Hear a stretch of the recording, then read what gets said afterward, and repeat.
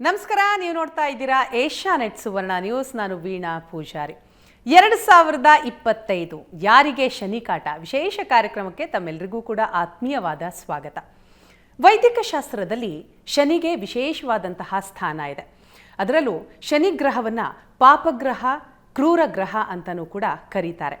ಜಾತಕದಲ್ಲೇನಾದರೂ ಶನಿಕಾಟ ಇದೆ ಅಂತ ಗೊತ್ತಾದರೆ ಆತಂಕ, ಭಯ ಎಲ್ಲವೂ ಕೂಡ ಒಟ್ಟೊಟ್ಟಿಗೆ ಶುರುವಾಗ್ಬಿಡತ್ತೆ. ಅದರಲ್ಲೂ 2025ಕ್ಕೆ ಶನಿಯು ಕುಂಭರಾಶಿಯಿಂದ ಮೀನರಾಶಿಗೆ ಹೋಗ್ತಾ ಇದ್ದಾನೆ. ಸೊ ಹಾಗಾದರೆ ಯಾರಿಗೆಲ್ಲ ಸಾಡೆ ಸಾತಿ ಇದೆ, ಏನು ಸಮಸ್ಯೆ ಆಗುತ್ತೆ, ಯಾವ ರೀತಿ ಎಚ್ಚರಿಕೆಯನ್ನು ವಹಿಸಬೇಕು, ಏನು ಪರಿಹಾರ, ಎಲ್ಲ ವಿಷಯವನ್ನು ಇವತ್ತಿನ ವಿಶೇಷ ಕಾರ್ಯಕ್ರಮದಲ್ಲಿ ನಿಮಗೆ ತಿಳಿಸ್ಕೊಡುವಂತಹ ಪ್ರಯತ್ನವನ್ನು ಮಾಡ್ತೀವಿ. ಇದರ ಬಗ್ಗೆ ತಿಳಿಸ್ಕೊಡ್ತಾರೆ ಪ್ರಾಜ್ಞರಾದಂತಹ ಶ್ರೀಕಂಠ ಶಾಸ್ತ್ರಿಯವರು. ಶಾಸ್ತ್ರಿಗಳೇ, ಶುಭೋದಯ, ನಮಸ್ಕಾರ, ಕಾರ್ಯಕ್ರಮಕ್ಕೆ ಸ್ವಾಗತ. ನಮಸ್ಕಾರಗಳು. ಶಾಸ್ತ್ರಿಗಳೇ, ಶನಿ ಅಂತಂದ್ರೇ ಎಲ್ಲರ ಕಿವಿ ನೆಟ್ಟಗಾಗ್ಬಿಡುತ್ತೆ. ಸೊ ಎಲ್ಲರೂ ಭಯ ಪಡುವಂತಹ ಒಂದು ಗ್ರಹ. ಸಾಮಾನ್ಯವಾಗಿ ಜ್ಯೋತಿಷ್ ಶಾಸ್ತ್ರದಲ್ಲಿ ಶನಿಗೆ ಯಾವ ರೀತಿಯ ಸ್ಥಾನಮಾನ ಇದೆ, ಯಾವ ಪ್ರಾಮುಖ್ಯತೆಯನ್ನು ಕೊಡಲಾಗತ್ತೆ? ಆಯಿತು, ನೋಡೋಣ. ಶ್ರೀ ಗುರುಭ್ಯೋ ನಮಃ. ಹರಿ ಓಂ. 2025ರಲ್ಲಿ ಯಾರಿಗೆ ಶನಿಕಾಟ ಅನ್ನೋದು ನಮ್ಮ ಕಾರ್ಯಕ್ರಮದ ಶೀರ್ಷಿಕೆ. 2025ರಲ್ಲಿ ಶನೈಶ್ಚರನ ಪರಿವರ್ತನೆ ಇದೆ. ಆತ ತಾವು ಹೇಳಿದ ಹಾಗೆ ಕುಂಭರಾಶಿಯಿಂದ ಮೀನರಾಶಿಗೆ ಪ್ರವೇಶ ಮಾಡ್ತಾನೆ. ನೋಡಿ, ಶನೈಶ್ಚರ ಬೇರೆ ತಾವು ಕೇಳಿದ್ರಿ ಏನು ಬೇರೆ ಎಲ್ಲ ಗ್ರಹಗಳಿಗೆ ಹೋಲಿಸಿದರೆ ಶನೈಶ್ಚರನ ಪ್ರಭಾವ ಏನು, ಮಹತ್ವ ಏನು ಅಂತ. ಶನೈಶ್ಚರ ಬೇರೆ ಗ್ರಹಗಳಿಗೆ ಹಾಗಲ್ಲ, ಹಾಗಾಗಿಯೇ ಅವನು ವಿಶೇಷ. ಯಾಕೆ ಅಂದರೆ ಶನೈಶ್ಚರ ಅವನು ಮಾಡಿದ ತಪಸ್ಸು. ಶನೈಶ್ಚರ ಪರಶಿವನನ್ನು ಕುರಿತು ಸುದೀರ್ಘ ತಪಸ್ಸನ್ನು ಮಾಡ್ತಾನಾತ. ಯಾಕೆ ಅಂದರೆ ತಂದೆಯಿಂದ ಆತನಿಗೆ ಶಾಪ ಬಂದುಬಿಟ್ಟಿತ್ತು. ತಂದೆ ಈ ಛಾಯೆ ಮಾಡಿದಂತಹ ಒಂದು ಯಾವ ಆ್ಯಕ್ಚುಯಲಾಗಿ ಮಾಡಿದ್ದು ಸೌಮ್ಯಾದೇವಿ ಅಂತಲೂ ಕರೀತಾರಲ್ಲ, ಸೂರ್ಯನ ಪತ್ನಿ. ಆಕೆ ಅವನ ಸೂರ್ಯನ ತಾಪವನ್ನು ತಾಳಲಾರದೆ ತನ್ನ ಛಾಯೆ ನೆರಳಿಗೆ ಜೀವವನ್ನು ಕೊಟ್ಬಿಟ್ಟು, ನನ್ನ ಹಾಗೆ ನೀನಿರು, ಸೂರ್ಯನ ಜೊತೆಗೆ ಸಂಸಾರ ಮಾಡ್ಕೊಂಡು ಹೋಗು, ನಾನು ಹೋಗ್ಬಿಡ್ತೀನಿ ಅಂತ ಹೊರಟ್ಲು ಆಕೆ. ಆ ಛಾಯೆಗೆ ಸೂರ್ಯನಿಂದ ಹುಟ್ಟಿರ್ತಕ್ಕಂಥವನು ಛಾಯಾಪುತ್ರ. ಹಾಗಾಗಿ ಛಾಯೆಗೆ ಹುಟ್ಟಿದಂಥವನಿಂದಾಗಿ, ಆ ಕಾರಣದಿಂದಾಗಿ ಅವನಿಗೆ ಛಾಯಾಪುತ್ರ ಅಂತ ಹೆಸರು. ಈ ವಿಷಯ ಗೊತ್ತಾಯಿತು ಸೂರ್ಯನಿಗೆ. ಓ, ಇದು ಸೌಮ್ಯ ಅಲ್ಲ, ಇದು ನೆರಳಿಗೆ ಯಾರೋ ಬೇರೆ ಅಂತ ಗೊತ್ತಾದ ಮೇಲೆ ಶಪಿಸ್ತಾನೆ. ಅದಕ್ಕೂ ಮುನ್ನ ಕಿತಾಪತಿಯಾಗಿರುತ್ತೆ. ಸಾಮಾನ್ಯವಾಗಿ ಹಾಗೆ ತಾನೆ, ಮಲತಾಯಿ ಬಂದ ಕೂಡಲೇ ಆ ಸೌಮ್ಯಗೆ ಹುಟ್ಟಿರ್ತಕ್ಕಂತಹ ಯಮಿ ಅವರಿಗೆಲ್ಲ ತೊಂದರೆ ಆಗೋಯಿತು. ಶನೈಶ್ಚರನ ಕಡೆಗೆ ಗಮನ ಕೊಟ್ಟಲು ಛಾಯೆ. ಸಹಜ, ನಾವು ನಿತ್ಯದ ಬದುಕಲ್ಲಿ ನೋಡ್ತೀವಲ್ವ, ಏನು ಮೊದಲನೇ ಹೆಂಡತಿ ಏನೋ ಅಚಾತುರ್ಯದಿಂದಾಗಿ ಇನ್ನೇನೋ ಅಪಘಾತವೋ ಮತ್ತೊಂದು ಆಗಿರುತ್ತೆ. ಮಕ್ಕಳು ನೋಡ್ಕೋಬೇಕು ಅಂತ ಮತ್ತೊಂದು ಮದುವೆ ಆಗ್ತಾರೆ.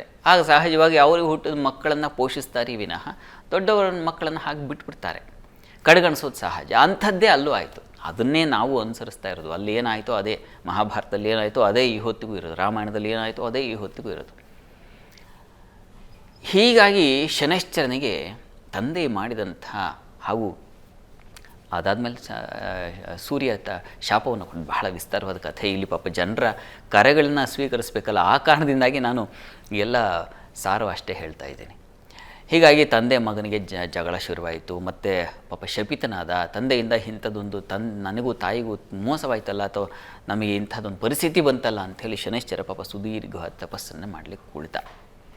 ಆಗ ಪರಮೇಶ್ವರನಿಂದ ಅನುಗ್ರಹಿತನಾಗಿ, ನಾನು ಇನ್ಮೇಲೆ ಈ ರೀತಿ ಯಾರಾದರೂ ತೊಂದರೆಗಳನ್ನು ಕೊಡ್ತಾಯಿದ್ರೆ, ಅದಕ್ಕೆ ನೋಡಿ ಶನೈಶ್ಚರ ಸಪ್ತಮದಲ್ಲಿದ್ದರೆ ಸಾಮಾನ್ಯವಾಗಿ ಗಂಡ ಹೆಂಡತಿ ಮಧ್ಯೆ ಬಿರುಕು ಬಂದುಬಿಡುತ್ತೆ. ಕಾರಣ ಏನಪ್ಪ ಅಂತಂದರೆ, ಗಂಡ ಈ ರೀತಿಯ ಪಾಪ ಹಿಂಸೆಯನ್ನು ಶನೈಶ್ಚರ ತಾಯಿಗೆ ಆದಂಥ ನೋವನ್ನು ಕಂಡಿರ್ತಕ್ಕಂಥವನು. ಹೀಗಾಗಿ ಶನೈಶ್ಚರ ಹಾಗೆ ಅವನ ಸಪ್ತಮದಲ್ಲಿದ್ದರೆ ಸ್ವಲ್ಪ ಗಂಡ ಹೆಂಡರಲ್ಲಿ ತೊಂದರೆಗಳು ಉಂಟಾಗುತ್ತೆ. ಇಂಥ ಶನೈಶ್ಚರ ಆ ದಿವಸ ಪರಮೇಶ್ವರನ ವರ ಪಡೆದು ಒಂದು ನಿರ್ಣಯ ಮಾಡಿದ. ಇನ್ನು ಮೇಲೆ ಯಾರಾದರೂ ಧರ್ಮ ಮಾರ್ಗದಿಂದ ಅಧರ್ಮಕ್ಕೆ ಹೊರಳಿಬಿಟ್ರೆ ಅವನು ಕರ್ಮಕಾರಕ ಅಂತ ನಾವು ಕರಿತೀವಿ.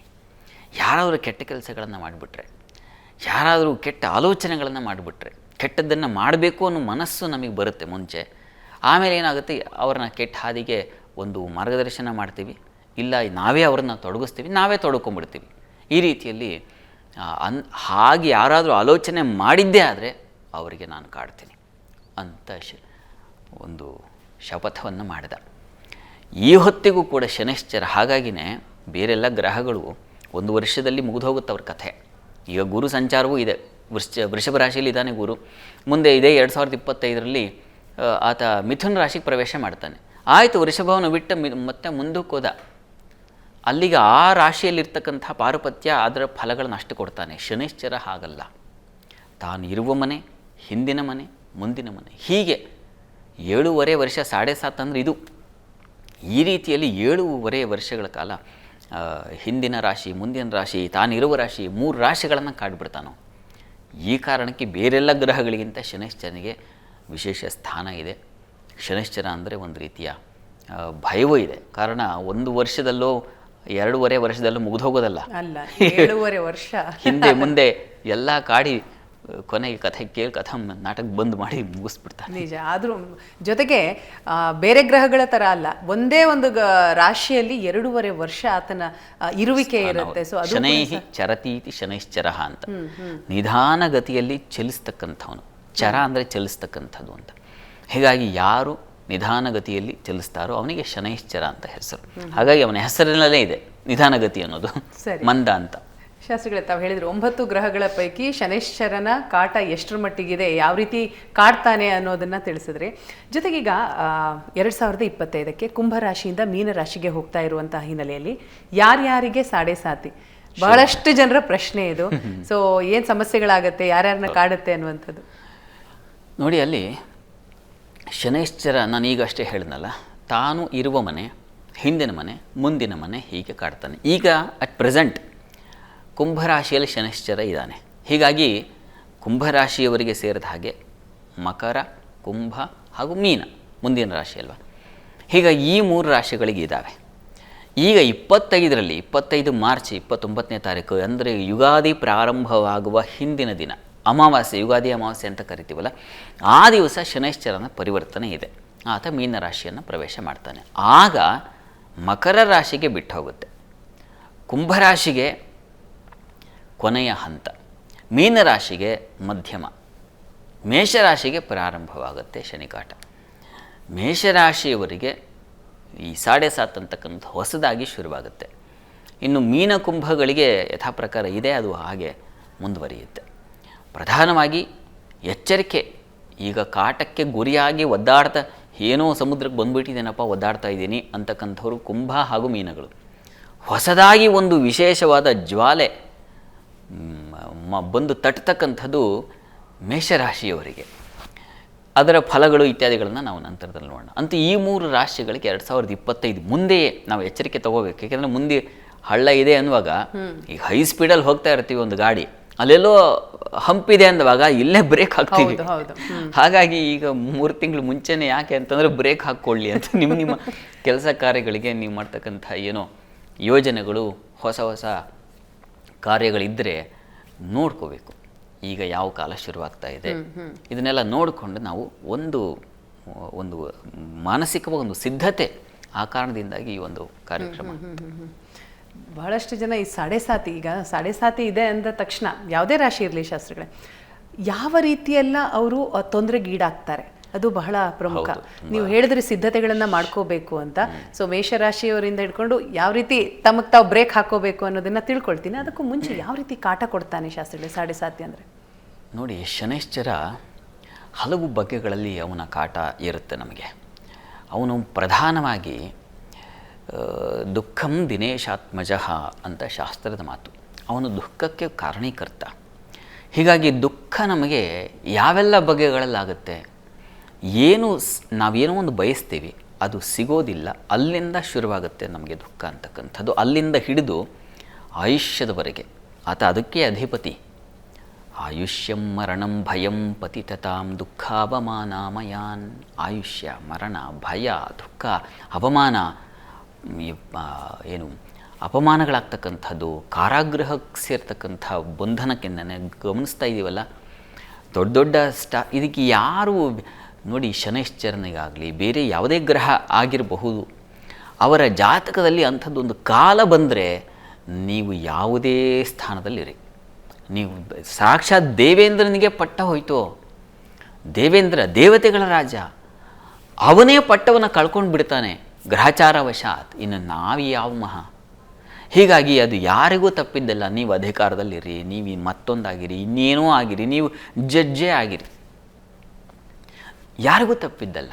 ಗ್ರಹಚಾರ ಶನೈಶ್ಚರನ ಒಂದು ಕಾಟ ಏನಾದರೂ ಪ್ರಾರಂಭವಾದರೆ ಇದು ಹೆದರಿಸ್ತಾ ಇರೋದಲ್ಲ. ನಾವು ಅಂಥ ಕಾರ್ಯ ಮಾಡೋದ್ರಿಂದ ತಾನೇ ನಮಗೆ ಸಮಸ್ಯೆ ಬರೋದು. ಹೀಗಾಗಿ ಅದರಿಂದ ದೂರ ಇರತಕ್ಕಂಥದ್ದು ಆ ತಿಳಿವನ್ನು ತಗೋಬೇಕು ನಾವು.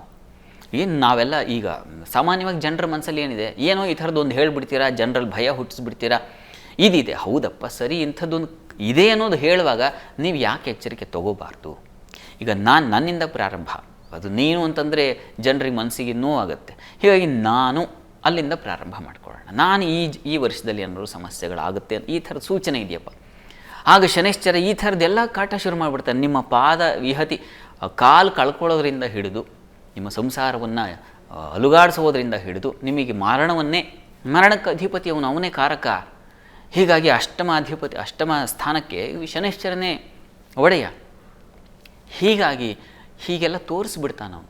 ಈ ಕಾರಣದಿಂದ ನಾವೇನು ಮಾಡಬೇಕು, ಆದಷ್ಟು ಶನೈಶ್ಚರ ಆಗಲೇ ಹೇಳಿದಾನವನು, ಧರ್ಮ ಮಾರ್ಗದಲ್ಲಿದ್ದವರಿಗೆ ನನ್ನ ತೊಂದರೆ ಇಲ್ಲ, ನಾನು ಅವರನ್ನು ಕೈ ಹಿಡಿದು ಎತ್ತೀನಿ ಅಂತ, ಖಂಡಿತ. ಆದರೆ ಅಧರ್ಮಿಗಳಾಗ್ಬಿಟ್ರೆ, ನಾವು ಇನ್ನೊಬ್ಬರನ್ನ ನೋಯಿಸ್ತಾ ಇದ್ದರೆ, ಇನ್ನೊಬ್ಬರನ್ನ ಕಾಟ ಕೊಡ್ತಾ ಇದ್ದರೆ, ಇನ್ನೊಬ್ಬರಿಗೆ ಚಿತ್ರಹಿಂಸೆ ಕೊಡ್ತಾ ಇದ್ದರೆ, ನಿಮಗೆ ಚಿತ್ರಹಿಂಸೆ ಕೊಡೋಕ್ಕೊಬ್ಬ ಇರ್ತಾನಲ್ವ, ಅವನೇ ಶನೈಶ್ಚರ. ಅದನ್ನು ನಾವು ಮರೆತು ಬಿಡ್ತೀವಿ. ಇದನ್ನು ತಿಳ್ಕೋಬೇಕು ಅನ್ನೋದನ್ನೇ ಈ ಗ್ರಹಗಳೆಲ್ಲ ಸೂಚಿಸ್ತಕ್ಕಂಥದ್ದು. ಹೀಗಾಗಿ ಶನೈಶ್ಚರದ ಕಾಡ್ಲಿಕ್ಕೆ ಪ್ರಾರಂಭ ಮಾಡಿದ್ರೆ ನಿಮಗೆ ನೋಡಿಪ್ಪ, ನಾವು ಎಷ್ಟೋ ಕಥೆಗಳನ್ನು ಕೇಳಿದ್ದೀವಿ. ವಿಕ್ರಮಾದಿತ್ಯ ಕಥೆ ತಮ್ಮೆಲ್ಲರಿಗೂ ಗೊತ್ತೇ ಇದೆ. ಶನೈಶ್ಚರ ಮಹಾತ್ಮೆ ಇಲ್ಲಿ ಬರ್ತದೆ. ಅವನು ರಾಜನಾಗಿ ಚಕ್ರವರ್ತಿ, ಅವನು ಅಂಥವನು ಬೀದಿಗೆ ಬಂದು ಬಟ್ಟೆಗೆ ಏನು ಸರ್ವ ಪರಿತ್ಯಾಗಿನೇ ಆಗಿ ಕಾಲು ಮುರ್ಕೊಂಡು ಬಿದ್ದಂಥ ಕಥೆಯನ್ನು ಕೇಳಿದ್ದೀವಿ.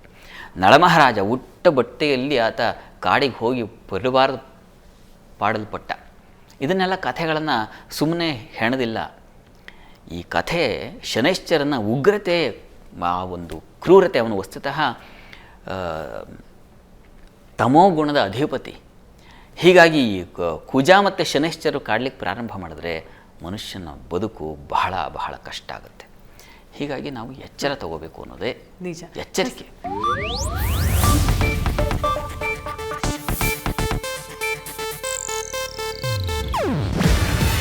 ಇದು ಏಷ್ಯಾನೆಟ್ ನ್ಯೂಸ್ ನೆಟ್ವರ್ಕ್ ಪ್ರಸ್ತುತಿ. ನೀವು ನೋಡ್ತಿದ್ದೀರಾ ಏಷ್ಯಾನೆಟ್ ಸುವರ್ಣ ನ್ಯೂಸ್.